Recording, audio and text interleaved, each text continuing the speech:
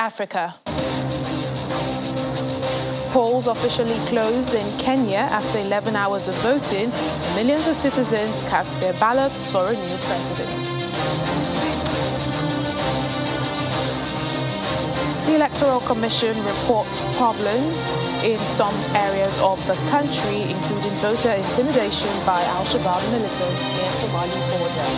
Plus, South Africa celebrates Women's Day in remembrance of the 1956 march protesting against apartheid laws.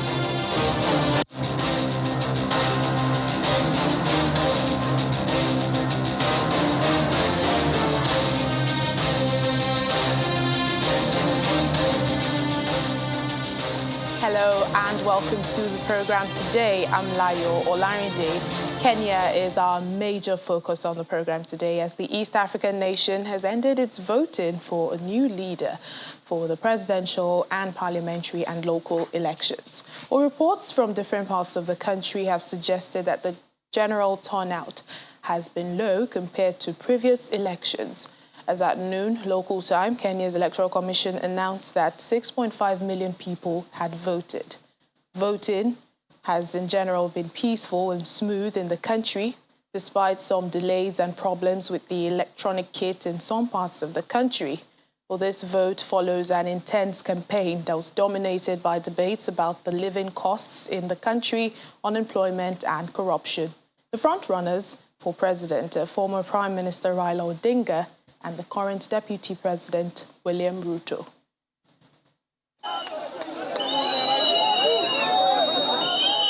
Voters started queuing before dawn across Kenya, eager to cast their votes and pick who will run the country for the next 5 years. Delays and logistical problems have been reported in some places, but in general, the process is reported to be smooth. The vote follows an intense campaign dominated by debates about living costs, unemployment and corruption in the country. The frontrunners are former Prime Minister Raila Odinga and Deputy President William Ruto. 77-year-old former Prime Minister Odinga ran his campaign centering on social protection and anti-corruption. This is his fifth attempt at Kenya's helm of affairs. The other major contender is Deputy President William Ruto. The 55-year-old has had a political career spanning decades. Voting in Sugoi province, Mr. Ruto called on voters to vote carefully. I am very confident that the people of Kenya will make choices that will take our country to the future. The outgoing president, Uhuru Kenyatta, is backing his former foe, Mr. Odinga, after falling out with his own deputy. Kenyatta, who is stepping down from the helm of East Africa's economic powerhouse after reaching the end of his two-term limit, called on Kenyans to turn out in large numbers, vote peacefully and await the results. This is a day of voting. I think this is a day where we all want to pray that Kenyans vote, turn out and vote in peace, go back to their homes as we await the result. To avoid a runoff, a presidential candidate needs more than 50% of votes and at least 25% of the votes cast in half of Kenya's 47 counties. There are 22.1 million registered voters, and the provincial results are expected to start streaming in on Tuesday night, but an official announcement could take days. Kenyan journalist Abby Agena joins us now from Kisumu for more on what is happening on ground. Hello, Abby. I can imagine it's been a long day for you. What's the mood in the country, even as polls have closed? Well, thank you for having me. Well, so far, not all poll stations have closed. Some of the poll stations had experienced challenges when it comes to voters being able to identify themselves using the KIMS kit. So this is the election management system. So far, we've also been able to establish that quite a number of surprises in this election. The voter turnout wasn't as high as has been anticipated. And some of the analysts are actually saying this is linked to voter apathy as well as, of course, for the Mount Kenya region, this is the central part of Kenya, the various voters from that region seem to be undecided. And this has a big impact on the final results that will be streaming in. But generally, the country continues to be in a peaceful mode. We've not seen any skirmishes. We've only seen but leaders urging for voters to vote and maintain peace. We've also seen a number of centers also facing challenges. We have two major regions, that is in Mombasa as well as Kakamega, where they had to suspend voting because there's a mix-up in the ballot papers. So those two regions will not be going to the polls until further notice. And then, of course, a couple of incidences that are quite common in any election where various candidates have been accused of trying to do what they say is voter intimidation. There are some pockets of violence reported, for instance, where I am here in Kisumu, specifically in Siaya County, where a number of concerns have been raised by various leaders in an area known as Ugenya. And we are still pursuing this matter just to understand really what was the reason behind this. But give and take, the country remains very orderly. We've not seen any heavy police deployment. And most Kenyans have basically voted and gone back to their other duties. Of course, today being a national holiday, we've also seen a number of joints closing down just to allow voters to make the efforts to go and vote. So far, that's just a quick rundown of what we've been experiencing. But now the real action is about to begin because we are getting into the tail end. This will now see vote counting being started, say, in another hour or so here in Kenya. So how soon can Kenya and even the world know the results of the elections? Many are eager to know who Kenya's next president is. Well, it's the hour of reckoning, as you rightly put it. The vote counting is expected to kickstart in the next hour or so. But from the various accounts we've had from the IEBC, they will be able to conclude counting perhaps at close to 48 hours from now because of the size of the polling stations and of course the registered voters. So the earliest we may have indication of who has been elected as the next fifth president of the Republic of Kenya. The earliest could be Thursday, but we are yet to see how best will IBC conduct the majority of the stations. They'll have to ban the midnight oil, even as they try to fast track the sorting. And of course, the paperwork that comes with every election. So we are likely to earliest have an announcement Thursday, if not on Friday. And we are all hands on deck here in Kenya. A lot of expectations from both camps, each believing they have the numbers. They have run very successful campaigns. That includes Deputy President William Ruto, who is really exuded confidence that he believes he will emerge victorious. On the other end, we've seen the Azimio flag bearer, that is Raila Odinga, also just something saying this time he has the numbers, he has the support, and he is likely to be the next president. So for now, it's just we shall, of course, be monitoring developments across the country. But here in Siaya County, majority of the voters were quite enthusiastic, saying they are Raila presidency. But all this will all boil down to who carries the day with the numbers. The voters have spoken, and in a short while, we shall be knowing who is the next president of Kenya. All right, then, Abby Agina, long days ahead for you. Thank you so much for speaking to us. All right, thank you for having me. Or earlier on, voters in Eldoret, that's a stronghold of Deputy President William Ruto, cast their ballots for a new president, parliament and local authorities. Well, the residents urged people to come out and cast their votes, and they lauded the election process, which they say has been peaceful so far.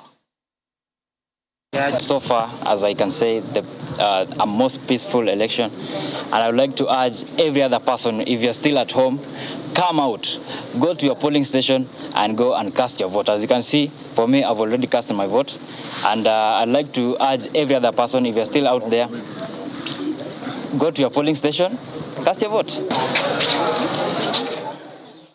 In the meantime, there have been reports of raids and voter intimidation in some areas by Al-Shabaab Islamist militants. Well, the region's proximity to Somalia's border makes it vulnerable to attack by Al-Shabaab, and that group is notorious for raiding the region's Garissa University back in 2015.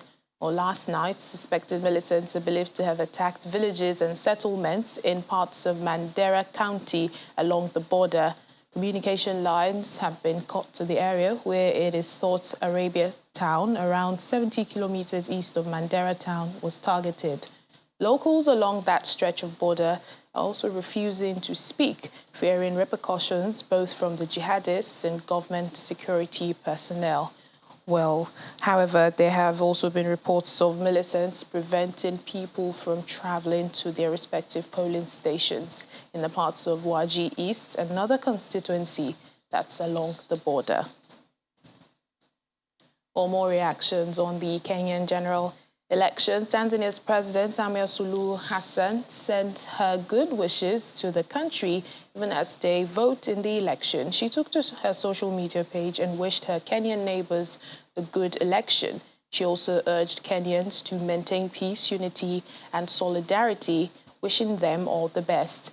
Kenya's East African neighbors are counting on a smooth election to avoid a disruption of the regional economy, with Kenya being a key transit link to Uganda, Rwanda, South Sudan, and the Democratic Republic of Congo. The violence that followed in the aftermath of the 2007 elections disrupted the flow of goods into the region.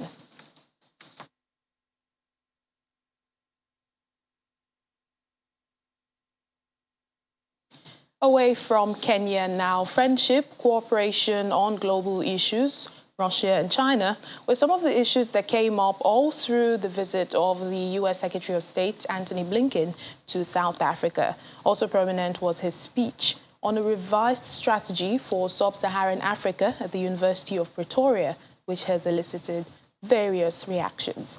After participating at a Women's Day event in Johannesburg, Mr. Blinken's next stop on his African tour are the Democratic Republic of Congo and Rwanda. We will foster openness, by which we mean the capacity of individuals, communities, and nations to choose their own path and shape the world we live in. African countries have also recognized that the right of nations to chart their own path is bound up in ensuring the right of individual citizens to do the same thing. So this brings me to our second priority, working with African partners to fulfill the promise of democracy. The overwhelming majority of people across Africa prefer democracy to any other form of government. Finally, the answer is peaceful transitions of power through free and fair elections. African leaders are increasingly underscoring the importance of these transitions to regional security and prosperity. That includes ECOWAS, which is debating whether its 15 member nations should adopt a ban on presidents seeking a third term. Among the most outspoken proponents of the ban are the presidents of Ghana and Nigeria, both of whom are in their second term. In terms of whether the policy was any different from the one that was launched in West Africa last year, my answer is no. Fundamentally, the approach is the same. The core message which was given then and which was reiterated now, what I took from it was the fact that that is as an option for Africa to determine who and who it will want to do business with. And I think that was an important point for him to make. The reason why Africa doesn't have a policy towards the United States is because we have not been studying the United States and understanding it the way that the United States have been studying us since the 1940s. In 1948, they established the first African Center for the Study, the African Studies Center in the United States, in Indiana. The thing is that the youth of Africa are its future, and it's not just the future of Africa, but the future of the continent as well. The Blinken's stated commitment to equal partnership with Africa, if it is truly implemented, it has the potential to help to deconstruct some of the anti-West sentiment and that it's very rife in the continent because of the way they've engaged with us in the past. Still ahead on the program. Mobile solar-powered fridge keeps vaccines cool for off-grid communities in Kenya. Details in a moment. Please stay with us.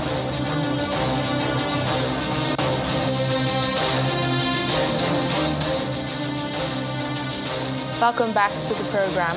South Africa celebrates Women's Day today, and women across the country participated in different events in remembrance of women of 1956 who marched to the seat of government protesting against apartheid laws. With extremely gender-based violence numbers in the country, women have marched to the Union Building in Pretoria, Johannesburg, to highlight the country's high rape statistics and murder. A few weeks ago, 8 women were violently gang-raped in the province of KwaZulu-Natal. 2 grade 12 schoolgirls were murdered.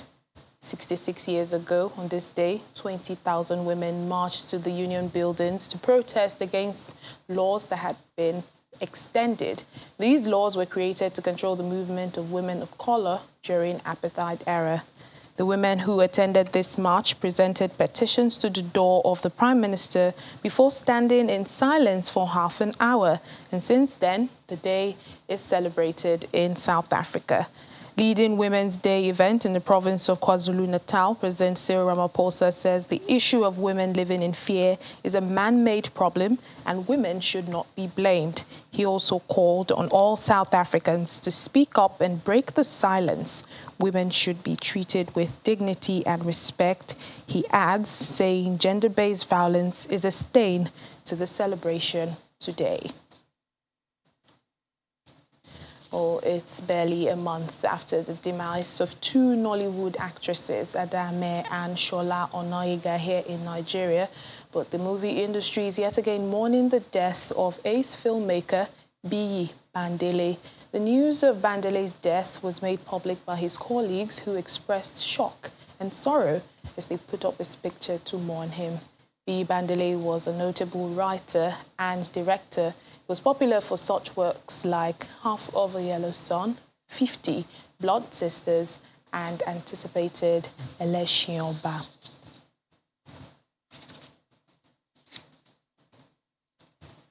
Well, due to the outbreak of the COVID-19 pandemic, many Ghanaian senior secondary school students were not able to take part in the West African Examination Council WAEC exams. Well, their hopes are now being restored as the head of the West African Examination Council in Nigeria, Patrick Arega, has announced new arrangements for them to be able to take the exams. The WAEC for school candidates is an international examination which is usually conducted simultaneously throughout the 5 member countries of the Council. Once again, the Gambia, Ghana, Liberia, Nigeria, and Sierra Leone using the same international timetable. However, Ghana did not partake in the examination with its other counterparts in the sub-region, as it is still trying to harmonize its academic calendar due to the disruptive effects of the COVID-19 pandemic. The examination is now scheduled to take place in Ghana between August 1st and September 1st, 2022. Many politicians and scholars around the world continue to speak on the visit of U.S. House Speaker Nancy Pelosi to China's Taiwan. Richard Silumbe, president of the Leadership Movement Party in Zambia, believes this has seriously challenged the One China policy and poses a threat to world security. He adds that Pelosi's visit to Taiwan is a deliberate attempt to stir up trouble, and all countries should respect each other's national sovereignty and territorial integrity. The leadership movement believe that Taiwan is part of China, and the provocations that we are seeing today, where Nancy Pelosi, for instance, travels to Taiwan basically to provoke the situation, because this is a clear thing that we should not even be expecting the U.S. to be meddling in internal affairs of China. So this has been the case all the time. We expect nations to respect other nations. A Kenyan engineer, Nora Magero, has created a small mobile solar-powered fridge which is called VaxiBox. This safely stores and transports medicines like vaccines for use in field vaccinations and remote clinics. Magero is the first Kenyan and second woman to win the Royal Academy of Engineering's African Prize for Engineering Innovation. Nurse Anthony Matali is attending to a patient at the Osungu dispensary in southeastern Kenya's Makindu town. It's one of the only medical centers in the area, and it's run by the country's health ministry. In the past, Matali would have to schedule vaccinations on specific days. The vaccines he receives for public immunization campaigns were only viable for a relatively short period of time. Despite long lines of people, Matali and other health officials had to turn them away until the next batch of vaccines arrived. A potential solution, however, for Osungu Dispensary and other health centers in the area has arrived, courtesy of Kenyan Sustainable Solutions entrepreneur Nora Magero. Magero is an engineer and one of the brains behind VaxiBox, which is produced by Drop Access, the company she co-founded and serves as CEO. So I have a bit of experience working in rural communities, trying to provide clean energy solutions. And I started by working with farmers by providing them solar pumping solutions. Then afterwards, they decided to start asking for solar cold storage solution. So my team and I sat down to design an ideal solar refrigerator that is good for storing milk and poultry products. And during that time, before we launched fully into the market, COVID hit. And that's when we decided to pivot our solution to target the healthcare system. So that's how VaxiBox was born. Magero has assembled 2 units so far. She puts them to work at Osungu and another critical location in the country's Mukoeni County, where Makindu is located. So after VaxiBox setting in, at least we are unable to immunize on daily basis. We are no longer scheduling. When a client comes, we don't postpone or tell him or her to go back daily. Back home. So we are doing it on daily basis. Again, we are sure the range of temperatures we are using are correct, because the fridge tag is there and is monitoring the temperatures are in the right range. WHO Director General Dr. Tedros Ghebreyesus is pushing for greater efforts to be made to reach hard-to-reach populations. Vaccines have saved millions of lives, and it's important for governments to focus on boosting those most at-risk communities, finding the unvaccinated so as to build up the wall of immunity toward the 70% vaccination target. Nora says she's willing to take up the challenge. Looking at the future, we want to onboard as many more investors to come in and work with us so that we build our own production workshop that will allow us to produce more VaxiBox units and serve our growing wait list. But then also we just want to get pre-qualified by WHO and get their certification. And this move will also enable us to sell as many VaxiBox units as we can and literally any place within the continent. Drop Access plans to have 5 VaxiBoxes in circulation by the end of August. Magero also says they have an MOU to provide about 10 more by the end of the year. And that's it on the program for today. Thank you so much for watching. I'm Layo Olarinde. A lovely day.